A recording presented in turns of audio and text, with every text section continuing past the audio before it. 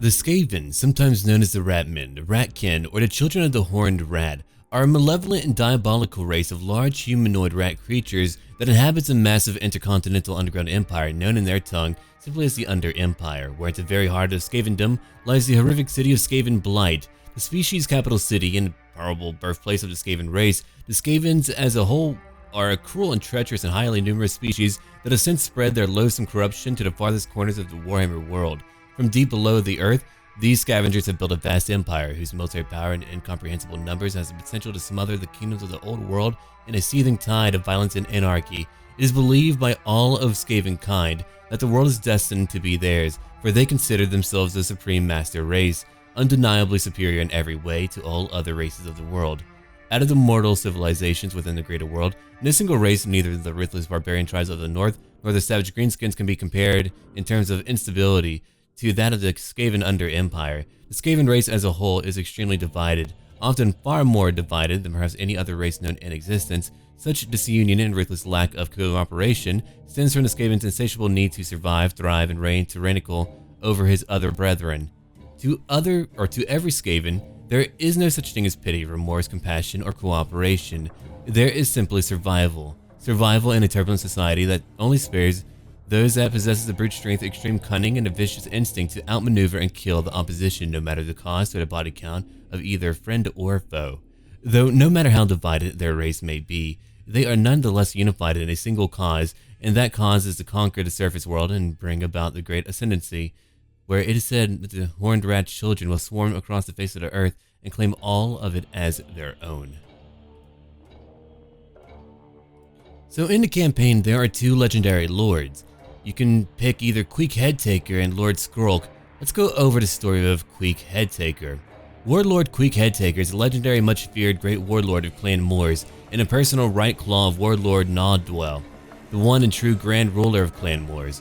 Queek has been groomed by Doomwill from the moment of his birth to be the ultimate warrior, provided with the best armor and weapons, protecting him from the other Lords of Decay, and also staging assassination attempts to keep him on his toes.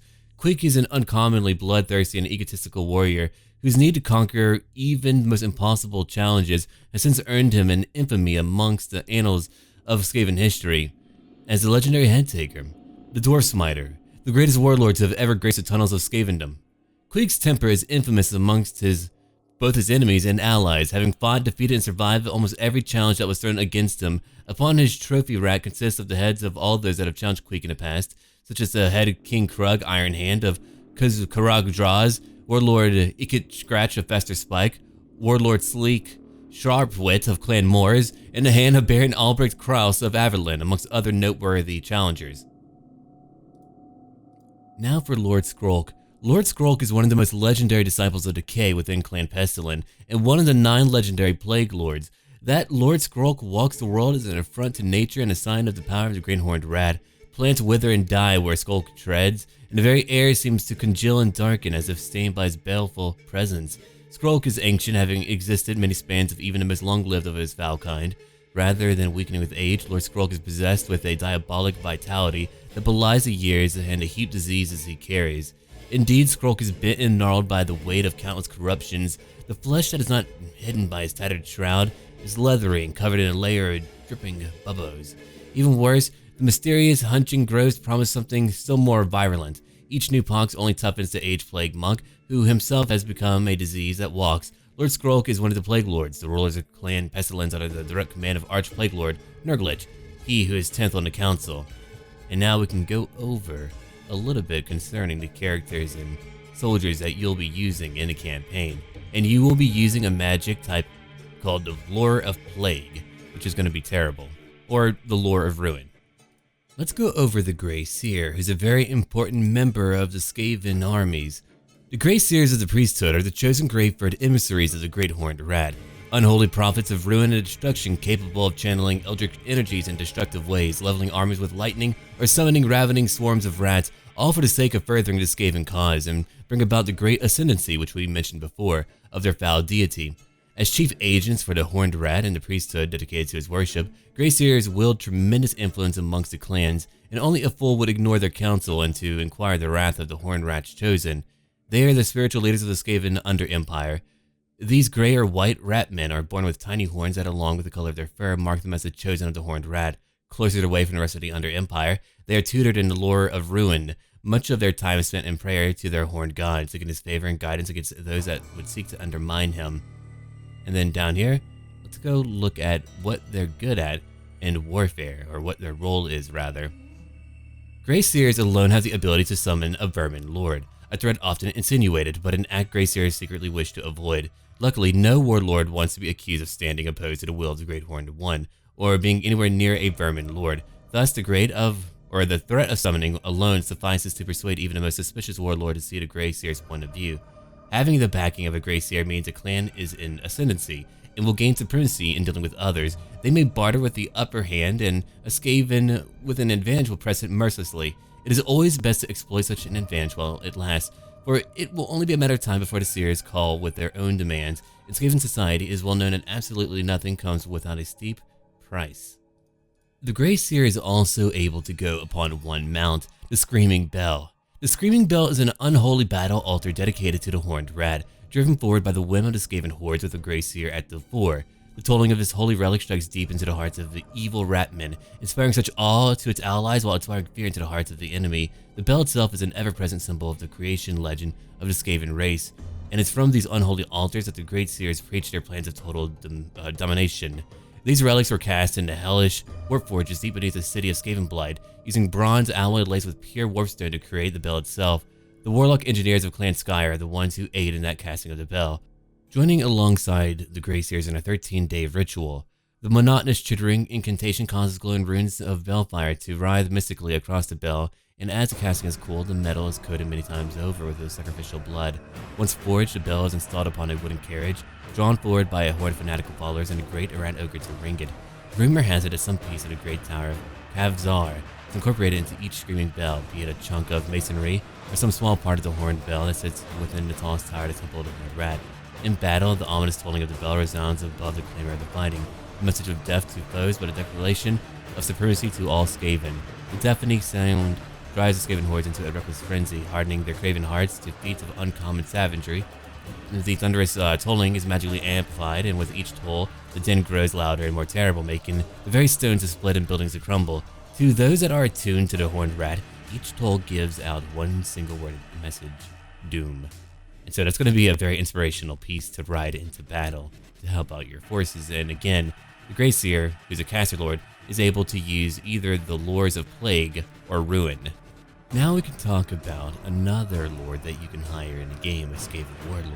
Skaven Warlords are the ruthless and tyrannical rulers of the Skaven clans, large and powerfully built warriors that command utmost respect by sheer physical prowess, ruthless tyranny, and inhuman cruelty. Within the unstable hierarchy of the Warlord clans, to hold the title Warlord is to rule supreme. There is no passing of the torch from generation to generations. Leadership must be taken by force. To gain power, a Warlord must use control, proving himself a top fighter and a dangerous adversary. Such a coup either ends in failure, a certain death at the hands of the existing ruler, or the new leader supplants the current Warlord, often eating him in the process. Challenges follow no format, but often take the form of personal combat, treacherous backstabbing, or elaborate political schemes. The more underhanded the deed, the better, for that is what puts the fear and respect into the Skaven masses. Once a Warlord has fought, betrayed, and clawed his way to the top, the battle really begins. Manipulation, the ability to set rivals upon each other, or the mustering of support from a disclosed following are skills needed to hold power. As even the fiercest fighters become worn down by the constant challenges, great wealth can augment battle skills, bribe underlings, or simply buy formidable aid. When the Under Empire goes to war, a Skaven horde of impressive size will always be led by those very same Skaven. A Warlord is a peerless warrior and general amongst his kind who can lead and map out complicated strategies to overcome the enemies of the Skaven race. Nevertheless, like many other Skaven leaders, a Warlord is also a craven coward by heart, will always lead by the rear. On the occasion that battle is engaged, a Skaven Warlord, like all true warriors, are still all too eager to wet their blade with the blood of their enemies. They're heavily armored, and they're going to be your melee lord, much like Queek Headtaker. And one mount that they're able to use is called the Rat Ogre Bonebreaker, or just a Bonebreaker in game. That is a clan molder specifically engineered to play one role. And that is a strain that is created by taking an augmented Rat Ogre and submerging the Stitch monstrosity in a vat of growth agents for months. It takes thousands of slaves dying horrible deaths to produce enough growing juices to fill the vat, but it is easily offset by the asking price for the muscle-bound behemoths. When it emerges from its forced chemical immersion, the Bonebreaker is a proportioned rat ogre, so bulked out that its upper body is hunched over, straining to contain such massive brawn. A braced platform strapped or bolted onto the creature's back allows a warlord to ride atop a rat ogre bonebreaker. When mounted atop such a beast, a warlord becomes prideful and behaves more arrogantly than ever. So they literally ride upon a huge, swole, roided out rat ogre, and that is their mount, and that's going to be your mount in the game, which is going to make you even more powerful when you clash into enemy lines. So it's going to be a very tough hero, and now, or lord rather, now we are moving on to the heroes. Now we're going to talk about assassins, and assassins often come from Clan Eshin, and they represent the culmination of years of training and ruthless assassination undertaken on behalf of the clan and the Skaven race. Some of the most feared Skaven to creep through the Under Empire belong to this elite group. Masters of poison, and skilled in the arts of hand-to-hand combat and versed in the ways of stealth and conspiracy, these killers sell their services to any Skaven warlord who can meet their exorbitant fees. They even offer their services to humans who ask the right people and who offer the proper compensation. All Eshin warriors are trained to learn these defining skill traits, but only the assassins have the skill and experience necessary to undertake the highest tier of the clan's training. It is then that the secret arts are taught, some of which are ancient techniques studied in the Far East, but many more are unique fighting styles of the Ratman's own design. By the end of the long initiation, an Eshin assassin can jump many times its own height, hurdle over obstacles, or backflip a great distance. He can run faster than a galloping horse and climb up smooth surfaces with ease. In motion, an assassin is a blur, able to rain blows upon a foe or pluck arrows out of mid-flight. These assassins are so adept at hiding in the shadows that many suspect supernatural magic at work. The final test in an assassin's training are death missions assigned by the Clan Eshin's ruling council, presided over by Lord Sneak, the leader of the clan and one of the Lords of Decay. After surviving the mission, the assassin is considered an acknowledged master of the arts. It is thanks to their fearsome reputation that the Council of 13 often employs Eshin assassins in their day-to-day affairs. When the Skaven hordes march to war, they are sometimes accompanied by Clan Eshin's finest hiding amongst their numbers. These death-dealing agents pose as a regular rank-and-file trooper until the moment is right. At this time, they cast off their disguise and leap into position where they can do the most damage, fighting with poison blades in each paw. An assassin can unleash a murderous flurry of attacks that is more than capable of striking down an enemy leader. At other times, an assassin will operate on the battlefield alone, working to wreak havoc behind enemy lines, setting time bombs, or using poison shuriken to slay targets of opportunity. So you're going to have a very precise striking tool in any situation that I'm going to assume is going to put any other assassin character, a duelist character, on the field of battle to shame. They'll probably be amazing at taking down a wizard on the battlefield, which is what I will probably use them for. So that should be quite cool. Now for the warlocks of Clan Skyer. They are perhaps one of the most ingenious minds within the entire Under Empire, insane and diabolical scientists that combine arcane sorcery with mad science and engineering in a balanced pursuit to create some of the most greatest, massive technological marvels of destruction and mayhem on the face of the world. They are the artificers of Skaven society, producing many black market weaponry for any buyer able to pay their exorbitant prices. Some amongst their numbers have even the ability to manipulate the winds of magic to destructive effect, a position that is usually reserved to the devious Grey Seers. Many warlock engineers consider themselves the very pinnacle of Skaven technomancy. They combine well-known weapons such as the warp blades with heavy armor and highly experimental devices. Each engineer equips his own harness with the devices that he prefers. These machinations do not always function flawlessly. However, many warlock engineers have met their doom as a result of an exploding warp power accumulator. Some take it as a step further and augment parts of their body with cybernetic enhancements. With their goggles, harnesses that seemingly beep, whir, and click of their own accord, and the warp blades that protrude from the flesh of their arms, warlock engineers are an intimidating and horrifying sight to behold. When a clan goes to war, the warlock engineers are often amongst their numbers, either tending to the army's machinery or taking part in the action themselves. These sorcerer inventors often go to war carrying a large arsenal of weaponry, from warp-lock muskets or poison wind globes of devastating potency, to blades powered by crackling warpstone energies and other assorted instruments of destruction. Individually, each warlock engineer are capable of decimating entire enemy columns with their own sorcery or the assortment of weapons they have on hand. So long as their technological components function normally, they bring terror and death to any battle or skirmish in which they participate in. So you're going to have a very devastating creature. Essentially, every hero that you have is going to have the ability to cause mayhem and destruction on the battlefield. And hopefully there's going to be a bit of a drawback if they go a little bit too crazy. We all have overcasting, but it should be a little bit worse for a warlock engineer. Yeah, there's a lot of cool assets and features with the Skaven. They're not just normal little rats to go into combat. I mean, there's plenty of those, but they also have magic, they have technology. It's pretty crazy. Now for the Plague Priest of Clan Pestilent. They occupy the highest and most senior position within the clan, just below the Plague Lords themselves. These Lords of Pestilence guide their foul brothers in the eternal pursuit to create the greatest and most horrific violent disease known to all of Skavendom. They use it to weaken the surface world for their final apocalyptic invasion. It is the Plague Priests who stoke the righteous fury of the younger Plague Monks, teaching them litanies of hate and breeding intolerance for all customs outside their own. Loyal and fanatical, these Ratmen are singularly devoted to their holy cause. Within the workings of Clan Pestilent, each member does not seek individual wealth for themselves, but instead are utterly and insanely focused on their master's work. It is the diseased but devoted Plague Priest who enforces harsh discipline. Under the guidance of the Plague Lords, the Plague Priests are responsible for leading daily rituals meant to record and monitor the newest strain of violent diseases that are forced upon not just captives, but even other Skaven and the monks themselves. Indeed, their own specialty or specially made diseases are not feared, but accepted as a blessing to these fanatics. To them, being a living and walking altar of contamination is the shredding goal of every Plague Priest, who themselves lead by example. As such, each Plague Priest is given the duty of ensuring that the cauldron of 1,000 poxes and ancient and evil artifacts stolen from Nurgle himself are never empty, but instead brim over with many new diseases ready to be unleashed upon the world. When the clan goes on a holy crusade, the Plague Priests are the ones who would lead their brethren to war, claiming to be given sorcerous abilities by their malevolent god. The Plague Priests are able to bring and unleash many spells of corruption and pestilence upon their enemy, vomiting out geysers of black death or cursing the enemy from afar so that he may erupt with blistering boil. When the outcome of the battle has particular importance to their clan, a Plague Priest might even sanction the building of a Plague Furnace to accompany the Brotherhood on their divine mission to destroy all who oppose them. It's going to be a very effective character at just taking out enemy towns and enemy armies too. The Plague Priest can either walk on foot or ride on a Plague Furnace. The Plague Furnace is a disease-ridden altar dedicated to the Great Horned Rat and an unholy pulpit for a Plague Priest to preach the words of their faith. These mighty war machines are covered in runes and foul sigils dedicated to the vile Skaven deity. It is a noisome shrine of Clan Pestilence, and ruination and corruption travels in its wake. The Plague Furnace is pushed into battle by a congregation of chanting Plague Monks. The creaking of its iron-shod wheels, audible above the drone of devotional maledictions. The decaying chassis of the Plague Furnace is riddled with woodworm, but is the vast and ornate swinging brazier that commands attention.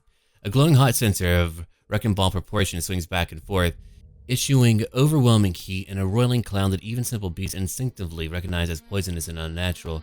The rhythmic swings of the infernal furnace produce an ominous sound as the pendulous censer drags through the air, leaving a trail of deadly fumes and lethal contagions. It stings the eyes and assails the senses to gaze at the shimmering heat of the swaying globe. As the greenish vapors drift over the Plague Monks, it wets their tattered robes. This profound fog begins to make the pox-ridden brethren twitch, their eyes bulging out in an unholy fervor for battle and bloodletting. As the Plague Furnace is brought against the enemy, the Plague Monks strain more feverishly at the ropes, increasing the momentum of the blazing orb. As the frothing Brotherhood crash the Plague Furnace into the enemy battle line, the rusty chains holding the Great Warpstone Incinerator are let slip so that the vast censer plummets into the middle of the enemy unit. The unholy payload continues to spew its deadly green-tinged warpstone fumes while it's hoisted back into place. You're gonna have a giant wrecking ball for a Plague Priest. That's what you're gonna have. Oh man. Now to talk about Skaven slaves. Also known as slave rats or clan rat slaves, they are the most lowly individuals of all the Skaven race, standing at stunted 4 feet tall. Skaven slaves form the largest bulk of the Skaven soul and population. They are usually born in this manner, barely holding out through a cruel, abused childhood, and being of little value, simply shoved into forced labor. Living past any more than a handful of years is quite a cursed accomplishment. Skaven slaves are also always swallowed with captured or defeated clan rats, demoted in their loss, and shoved into the lowly ranks. Almost all slaves die as slaves. The entire infrastructure of the Under Empire is run by slave labor. Skaven slaves perform all menial tasks, including mining, tunneling, and food production. In lean times, they themselves become the food. The majority of slaves are Skaven born into bondage, the lowest class of a hierarchical society. The ranks swell as rival clans are captured during, those interceding wars. At times, even non-Skaven become slaves, although few other races last long under the whips of the Ratman overseers. The life of a Skaven slave is cruel, but very short. Edible food is so rare that cannibalism is the way of life of each day, and that's just really a battle of survival in and of itself. A slave with the slightest injury, such as a limp or disease, swollen eyes, often hungrily marked by his pack. These wretched creatures attempt to hide such maladies, but the keen Skaven sense of smell cannot be fooled. The crippled are soon devoured as the ravenous horde turns upon itself. And in warfare, they are often used en masse to absorb missile fire and to overwhelm the foe with numbers. A common warlord tactic is to whip Skaven slaves to the fore of an assault. Many are butchered, but the loss is acceptable. If the slaves bear the brunt of incoming arrows or tire the foe for the next attack wave, the best Skaven slaves will even pull down and tear to pieces a few of their adversaries, although this is considered a bonus. Some Skaven slaves use slings to inflict damage from afar, while others are lucky enough to have scrounged spears or shields to aid them in battle. It is not unheard of for Skaven slaves to survive a battle, although this is inconvenient for overpopulated layers. In the desperate times, the boldest of Skaven slaves may be granted a chance to become clan rats. Slaves who break into battle by the enemy are trampled underfoot by the oncoming attack waves of their own side. It is commonly said that the most dangerous Skaven slave is the one that is running, for he may turn to fight at any time. So yeah, that's what we have here. A complete fodder unit, like having peasants in the past. They're just meant to go in there to kind of entangle your enemies and to keep them busy while your main army actually comes in. So that'll be a lot of fun. Your goal in the game is to just bring whatever you can into the game. And just for a bit of fun, there is a very famous Skaven slave. His name is Scabicus. The most famous slave revolt occurred in Skaven Blight. Slaves from many clans rose up following Scabicus, a slave-turned-warrior who promised a better existence. Legions of armored storm vermin assaulted down narrow tunnels to suppress the rebellion, but the slaves held firm. They might have gained freedom had not the Devious Council of 13 announced a pardon for any who desisted and pointed out their leader. It is said that over 10,000 Skaven slaves pointed out Scabicus and watched their former commander get cut down and eaten. The promised pardon was quickly forgotten, and the following retribution was predictably brutal. Production dropped for weeks throughout Skaven Blight, but everyone ate well. That's how Skaven society works, man. Pretty fucking brutal. There appears to be three variants for the Skaven slave. You have Skaven slaves who just have their normal weapons like swords. Then you have Skaven slave spears, and then you have Skaven slave slingers, and those are your three variants. And now we're going to talk about clan rats. So clan rats form the vast overall bulk of Skaven military power. A large verminous horde of ratmen that go to war as basic and highly expendable frontline infantry. These Skaven belong to any one of the thousands of clans scattered throughout the underground burrows, strongholds, and bursting cavern cities that make up the whole of the Under Empire. Of all this teeming mass is only the work of dregs, the worthless and even more insignificant slave rats are care considered, even more numerous than the clan rats themselves. Clan rats are slightly smaller than man size, standing 4 to 5 feet high. They range between lithe and scrawny and are possessive of a constant energy, as commonly seen in a nervous twitching of their hairless worm-like tails. A single clan rat is not a fearsome opponent. A lone warrior will lack any degree of discipline or determination and is likely to skulk in the shadows, afraid to go forward, too cautious to go backwards, and terrified to even stand its own ground for more than a moment without fleeing. Unless driven by black hunger, a single clan rat will attack something that is visibly weakened or crippled, preferring even then to attack unseen from behind. When banded together in a large pack, however, each individual Skaven would bolster each other's confidence and fuel their feral ferocity to a highly aggressive level. This allows the individually cowardly ratmen to form massive units that will recklessly hurl themselves into a fray against obviously superior troops. Like all Skaven, clan rats are hierarchical bullies that will go out of their way to kick, maim, and otherwise keep down any beneath their own rank. In their case, they're lowly slave rats. Okay, then of course, clan rats will fawn over and prostrate themselves before those of higher status, in their case everyone but the slave rats. In larger Skaven strongholds, many clans coexist in a constant power struggle. And then for warfare. And to let you know before we go into the warfare part, there are clan rats that have shields, clan rats that have spears, and then clan rats that have spears and shields. And those are your 4 variants.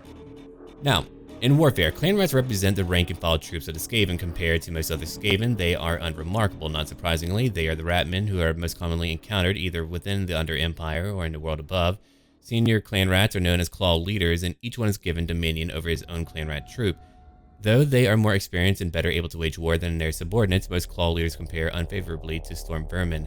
When a warlord gathers his clan for war, the clan rats are front and center, occupying a key space or place on the battle line. Led by a claw leader, these Skaven warriors form into great blocks of infantry and try to overwhelm a foe with their sheer weight of numbers and the fury of their attack.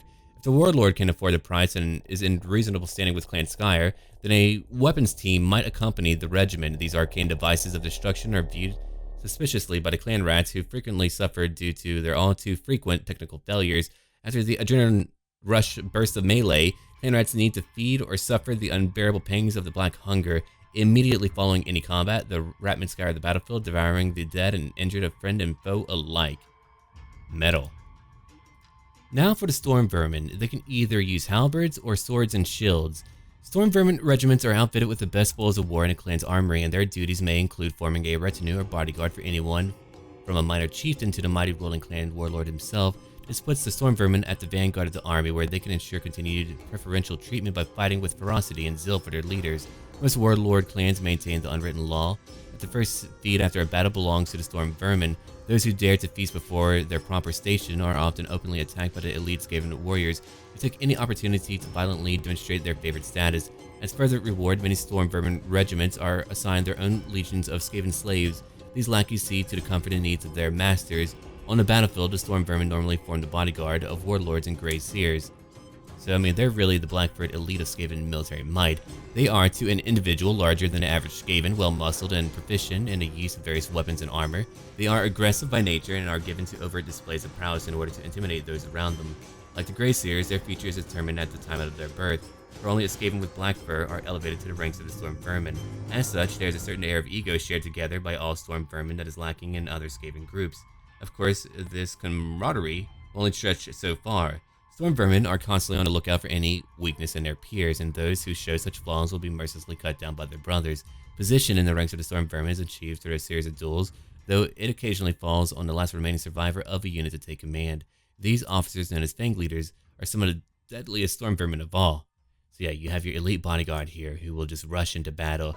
They're kind of just like the great swords of the Empire, or whatever equivalent elite unit for other factions. Alright, let's move on. Now we're going to talk about Plague Monks and Plague Monk Censer Bearers.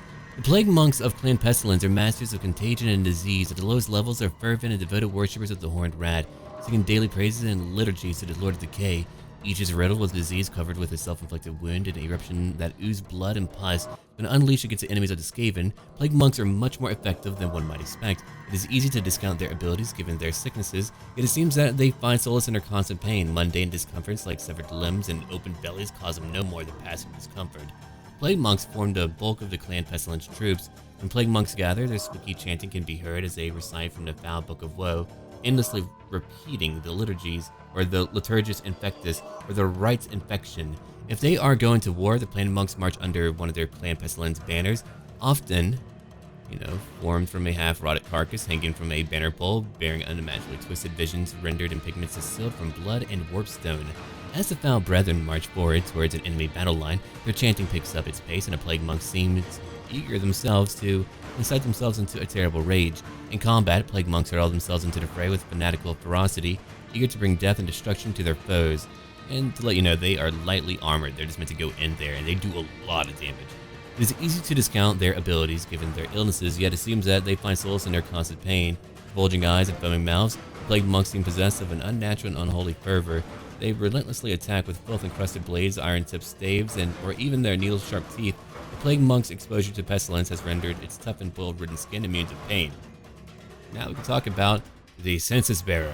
And they are the suicidal fanatics of Clan Pestilent, warriors chosen from amongst the clans of the Plague Monks, for their unquestioning devotion to their faith and cause. To be chosen for such a duty is a grand honor, and one that is never refused, even though it will lead to the monk's own demise. To die in the service of the Horned Rat, swinging a smoldering plague censer with a righteous zeal is compensation enough for these mad cultists. Unlike in other clans where ferocious politics and killing earn special attention of any sort, among the Plague Monks it is considered dedication, and those with the greatest dedication are allowed the privilege to wield plague censers. The plague censer is a hollow spiked ball attached to a length of chains. In an unholy ritual, a plague priest would read aloud disturbing and disease-ridden passages from the Book of Woe, while a shard of warpstone is ceremoniously placed inside the cruelly spiked globe. Afterwards, a little's worth of vial contagions is added, poured over the warpstone itself. Hellish runes begin to burn as the concoction begins to bubble into a boil, releasing large fumes. Contact with the haze of noxious fumes emitted from a gently swaying censer will cause flesh to erupt into sores and fluid-filled blisters. Exposure to these fumes can also cause horrific damage to any who breathes it, who inhales it, which fills the lungs with virulent fluids that causes the victim to die of suffocation. Extremely few creatures devoid of common sense can be anywhere near such a weapon, let alone wield it into battle. As such, the image of the censer bearers rhythmically swinging their plague-filled weapons at the forefront of oncoming Skaven horde is the stuff of nightmares. A plague chanter, the unholy acolyte of a plague priest, is usually the one who zealously leads the censer bearers into the fray. When an enemy nears, the foaming and fanatical censer bearer would increase the arc of their swings, leaving contrails and encircling rings as they dash towards the foe. So yeah, they die.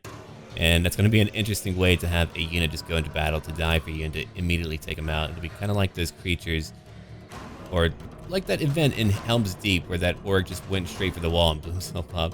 But in here, it just has a lot of super aids. Now we're going to talk about the Night Runner.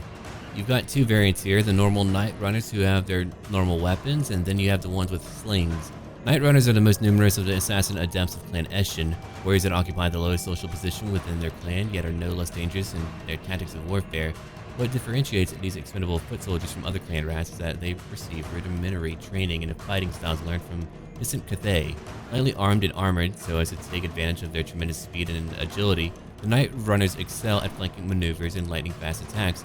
Small furtive units sneak from the shadows to seize key terrain features, while larger blocks of Night Runners scurry ahead of the Skaven lines to harass and slow down the foe. And now we have another one to talk about, which is called the Gutter Runners, and they have a few variants. They've got the normal Gutter Runners that are poisoned, Gutter Runners that have slings, and then you have poison slings.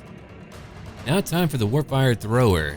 This is one of the deadliest weapons within the arsenal of Clan Skyer, a weapon so powerful and dangerous that it is considered the hallmark of Clan Skyer ingenuity. The Warfire Thrower is a crude yet highly volatile flamethrower that hurls a blast of concentrated warfire upon an enemy or a small area of ground. Warfire Throwers are almost always grouped into teams of two Skaven. One would carry a bulky and highly unstable fuel tank filled with chemicals mixed with powdered warpstone, while another would aim the weapon at the enemy. With a single flick of a switch, the weapon would unleash a torrent of fuel that ignites into a greenish flame. And yeah, these are actually very effective in battle. Whenever it hits enemies in battle, watch their leadership melt away. They're very good. You'll want to use them whenever you can, though again, if they're ever hit, they're very fragile and they will fall apart, but they will do a lot of damage. They just need to get into that proper position to actually destroy them. So yeah, that is a Warfire Thrower. Essentially, a flamethrower, but with Warfire. So Gutter Runners are nimble and quick Skaven warriors that have survived their apprenticeship in the ranks of the Night Runners and have since occupied the second tier within the cutthroat society of Clan Eshin. They are elite skirmishers and scouts, second only to Eshin assassins in the art of stealth and speed. Their attacks are quick and effective, frustrating their enemies as the Gutter Runners appear, attack, and vanish just as quickly in a flash of smoke or a splash of shadow. They have undergone extensive training in the mysterious and deadly fighting style developed in the lands of Far Cathay. Because of their ability to bend and contort their pliable bodies with such inhuman speed and dexterity, Gutter Runners don't wear armor. They simply dodge the blows and missiles of their foes. In addition to hiring themselves out to perform sinister deeds for the Warlord clans, Gutter Runners also serves on behalf of the Council of 13 across the globe. Small teams of Gutter Runners spy, instigate warfare between surface dwellers or rival clans, to commit acts of sabotage on behalf of their patron. It is thanks to these merciless killers that an unprecedented amount of secret knowledge flows into Skaven Blight every day, as the Council of 13 mulls over each report, forever seeking to stay one step ahead of their many rivals. And in combat, again, they're just very quick. They're sent into an army, and they're often used to sabotage other enemy armies long before the actual fighting begins. Night raids, arson attacks, and contaminated water supplies are all favorite covert tactics of these stealth troops. On the battlefield, Gutter Runners are tasked with the elimination of war machines and enemy artillery, ambushing exposed positions, or picking off vulnerable enemy units. The Gutter Runners use a variety of weapons and poisons to accomplish their missions, but it's their ability with the blade that makes them so formidable. It'll be interesting to see how they might just really participate in a battlefield, what they might do, how they might cripple the enemy in battle. Oh, and there's another unit called a Death Runner, which I'm not really familiar with. It looks like they might be like some type of officer for the Gutter Runners maybe. What I'm thinking is that they're like a high-tier Gutter Runner, kind of like Storm Vermin to Clan Rats. And so that's kind of what I'm thinking that we'll be having for that. Yeah, if I remember right, they're a unit leader for the Gutter Runners, which would be, logical. Now for the Poisoned Wind Globadier. Poisoned Wind Globadiers are a class of Clan Skyer weapon specialists that are trained in the use of chemical warfare. The weapons of Clan Skyer are as limitless in their scope as they are dreadful in their menace. Some of the most horrifying are those that kill many enemies with only little effort. The Poisoned Wind Globes are one such weapon, and they are dispersed and dispensed by an elite corps called the Globadiers. The Globadiers are trained in the use of poisons, much like Eshin assassins. Unlike the adepts of Clan Eshin, these Skaven instead focus their training upon toxins that can kill many enemies at once. The vapors that swim within each Poisoned Wind Globe is carried on the fickle winds of the battlefield and into the lungs of the enemy, and sometimes into those of allies as well. Poisoned Wind Globes are crafted out of glass or crystal orbs filled with a noxious warpstone gas. When thrown, the sphere shatters, releasing billowing clouds so lethal that mere skin contact can cause severe pain.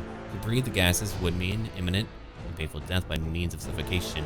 For this reason, Globadiers wear unique protective gear which allows them to breathe these and other poisonous fumes without ill effect. So, here's a big thing about that. You're going to have the ability to take out any blob of enemy units, which means that if you ever see that on the battlefield for Clan Skaven, whenever you're playing as them or fighting them, and you've got a bunch of units grouped together, these will wipe you out immediately. And they're actually pretty durable too. They're not as easy to take out as I thought they would be. They're pretty tough. It's going to be fun to watch them on the battlefield, taking out clumps of foes. I don't really know too much about the Deathglove Bombardiers when it comes to the story. I don't know if that's actually in the lore. Someone can tell me. That might be another CA invention, kind of like that other Death Runner that might or might not be in the lore. But again, some of you who know better could tell me. Yeah, they have a more explosive version than the Poison Wind's Warp Dust. They cover a large area. They have armor piercing, and they can take on large units, I believe. And that's just kind of their role. So now we get to talk about a fun Rat Ogre. Rat Ogres are massive hulking monstrosities that represent the very pinnacle of Clan Molder ingenuity, a lethal killing machine beast that combines the inhuman reflexes of a Skaven with the brawn and size of an Ogre. Though many would be mistaken otherwise, Rat Ogres are not a separate breed of the Skaven race. Rather, Rat Ogres are creatures born from the fusion of crossbreeding between different types of horrific creatures with Skaven blood and surgically augmenting what is left. While Clan Molder certainly succeeded in creating deadly war beasts, Rat Ogres are arguably flawed creatures, bereft of reason and nearly devoid of sanity. Their unlikely genesis has left them utterly dependent upon their creators for any kind of mental faculty, and they are literally capable of functioning without the direction of another's will. Their small brains are, as such, devoted singularly to the pursuit of fighting, tearing, and simply enacting wanton bloodshed. And they basically serve as like your troll role that you might have for the Orc armies or, you know, the Chaos armies or the Norscan armies up north. They're meant to come in and bash people in. If you try to focus them down with a bunch of range attacks, they'll definitely be able to take them down. They're pretty cool though, they're pretty tough. Now, the Plague Claw Catapult, which is a found contraption that hurls contagions and diseases of all kinds into the ranks of the enemies of Clan Pestilence. Since their rise to power, Clan Pestilence has been hard at work creating new strains of disease. The bubbling vats filled with carcasses, warpstones, and foetid offal are forever brewing vile concoctions. While failing to create the ultimate contagion to rid the world of all surface dwellers, the plague monks who discovered their pestilent byproducts make worthy weapons on their own. The unbalanced blend of poisons, chanted magics, and disease-soaked corpses makes it a liquid that can kill in contact. And yeah, you're going to have a long-range artillery piece that's going to be able to really take out a lot of enemies on the battlefield, just focusing in on a group and causing a lot of debuffs and issues with them. So I mean, that's really the role of the Plague Claw Catapult. Now the Skaven have even more cannon, even more artillery than you might have imagined, and that is in the form of the Warp Lightning Cannon, which is a very pinnacle of Skaven ingenuity, as we have often heard. A marvel of both magical and scientific engineering crafted by the ingenious Warlock engineers of Clan Skyer. This engine of mass destruction is a machine that generates an amazing amount of energy that concentrates into a single blast of pure warp lightning. The lightning itself is generated within a reinforced sphere located at the back of the cannon, and once enough energy is charged when fired, the Warp Lightning Cannon flings the energy through its rune-etched barrel, forged and enchanted to channel the cannon's destructive fury. When fired, the Warp Lightning Cannon emits a sizzling aura of warp energy, and anyone near the shot are rocked in its wake. Like all machinery for the Skaven, while powerful, they are all meant to be unstable. But yeah, you have a literal cannon. This faction has pretty much everything that you can think of when it comes to what they need to fight in combat. Now for one of my favorite units in the game, the Doomwill. The Doomwill is a large and massively powerful war machine that is said to sum up the sheer inhuman ingenuity of the Skaven and most importantly the genius of Clan Skyer. At first sight, the Doomwill might seem an oddity, perhaps even comical to opponents that have not faced one before. The dwarves who have suffered many wars against the Skaven know full well the Doomwill's measure and will direct every war machine at their disposal to blast the deadly will apart before it can churn close enough to pulverize the dwarf battle lines. Indeed, dwarf cannon crews will allow themselves to be overrun by the foe, willingly sacrificing themselves for their hold in order to get off a single shot at the infernal Skaven device. It's a simple yet so complex machine, and completely Skaven in its inception too. So let's go ahead and look at that thing. It's just a rolling will. Inside of it are actual rats. So the rats that are scampering around inside the Doomwill's enormous treadmills provide the primary motive power. This in turn sparks the warpstone generator, which, if all goes well, powers bolts of lethal warp lightning. So it's not only a will that can crash through enemy ranks, it can shoot out warp lightning too.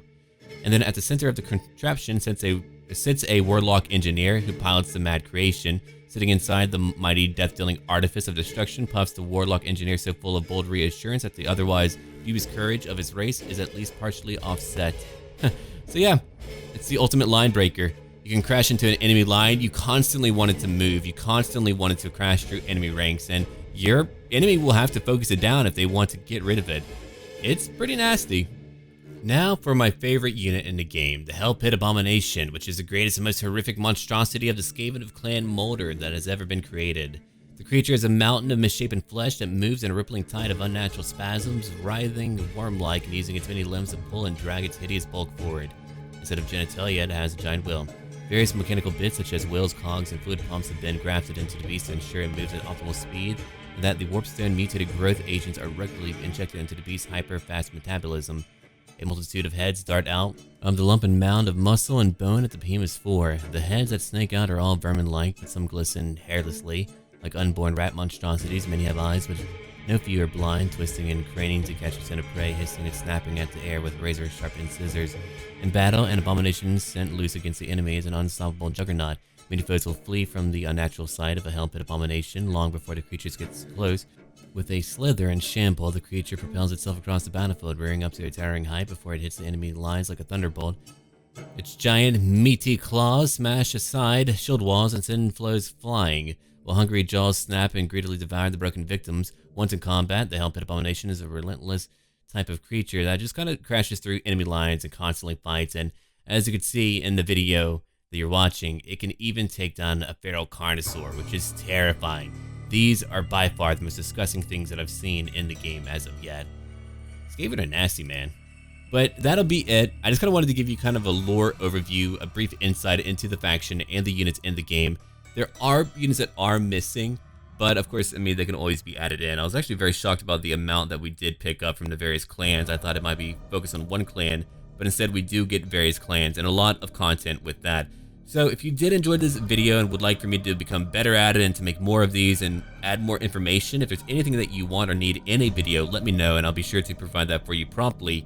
Thank you for watching. Do leave a like down below if you have enjoyed this video, share it with your friends, and if you would like to consider supporting my channel, do check out my Patreon down below. $1 a month keeps me going, and it's a great way to give your thanks.